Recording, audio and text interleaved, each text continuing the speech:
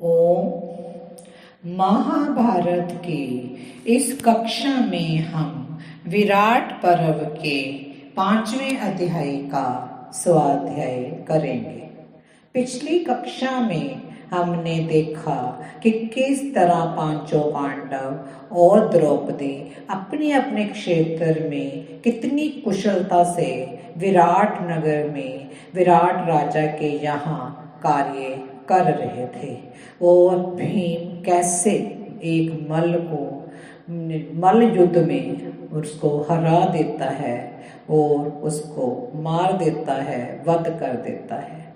आज इस अध्याय में हम ये जानेंगे जो कीचक रानी सुदेशना का भाई है किस तरह द्रौपदी पर मोहित हो जाता है, आसक्त हो जाता है और द्रौपदी उसे कैसे फटकारती है।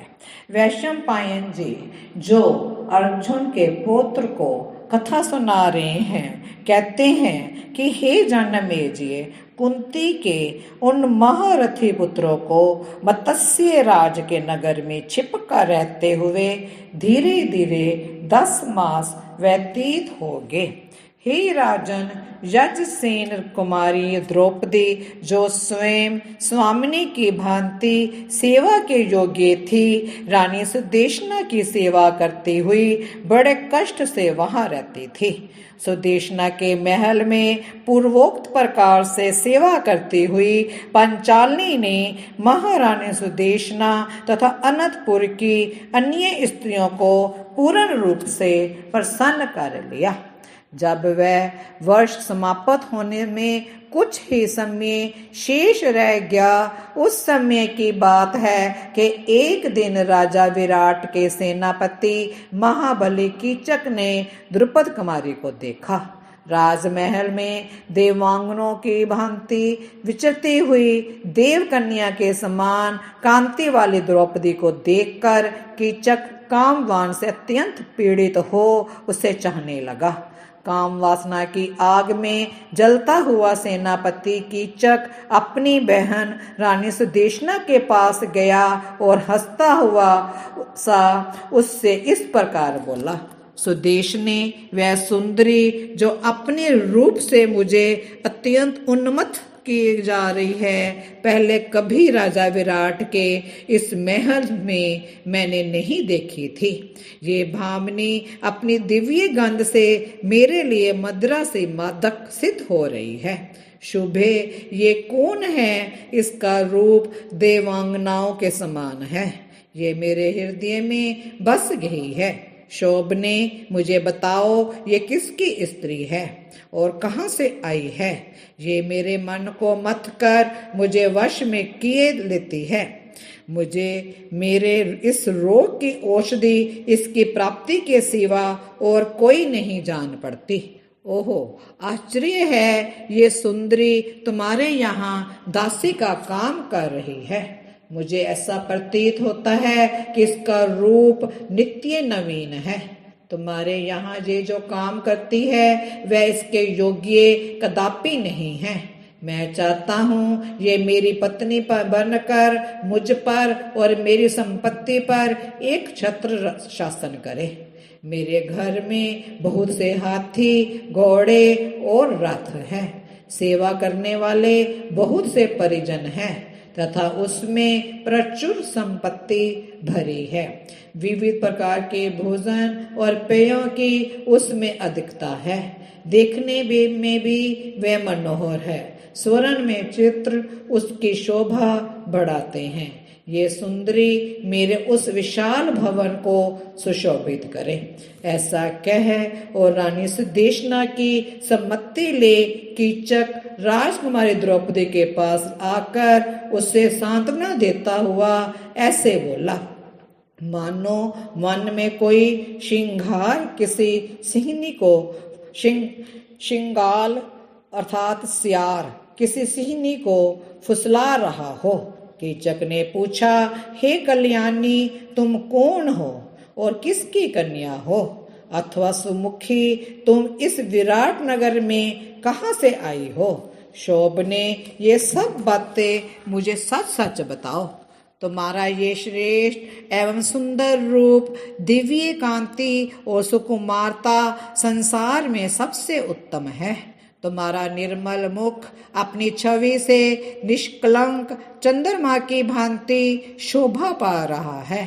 सुंदर भुहों वाली सर्वांग सुंदरी तुम्हारे ये उत्तम एवं विशाल नेत्र कमल पत्र के समान सुशोभित हैं। तुम्हारी वाणी क्या है, कोकिल की कूक है, सुश्रोणी अनिंदिते जैसे तुम हो, ऐसे मनोहर रूप वाली कोई अन्य स्त्री आज से पहले मैंने इस पृथ्वी पर कभी नहीं देखी थी।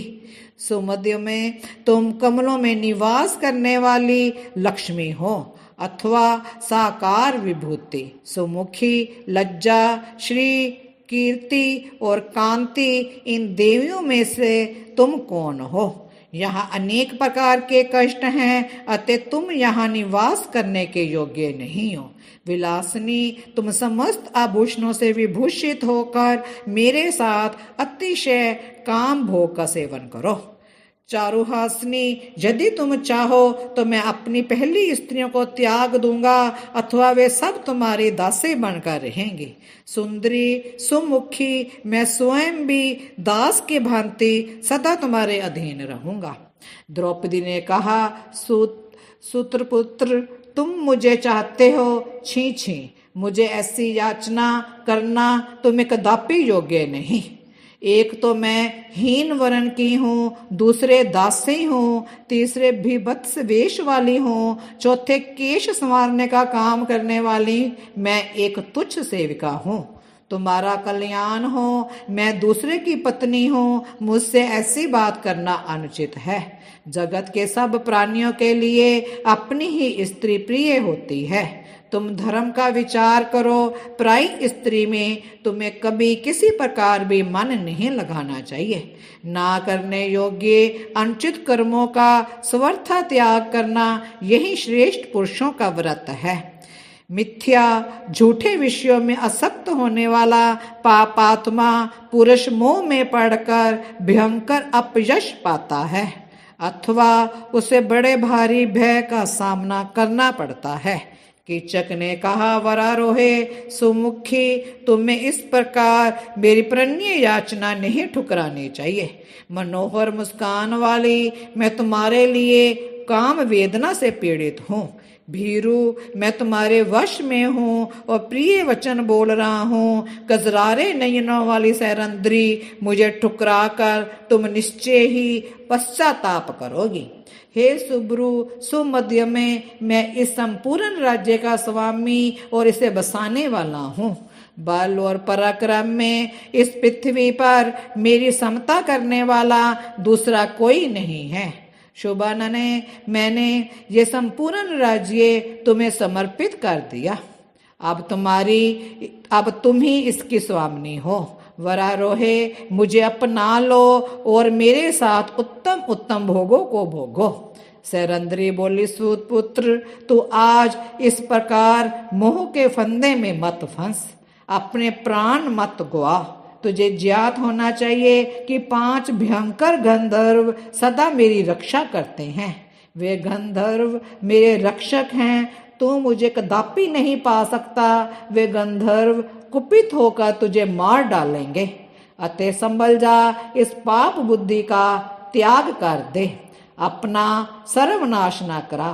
कीचक, जैसे कोई मुमूर्ष रोगी काल रात्रि का आह्वान करे, उसी प्रकार मुझे प्राप्त करने के लिए तू क्यों आज दुराग्रह पूर्ण प्रार्थना कर रहा है?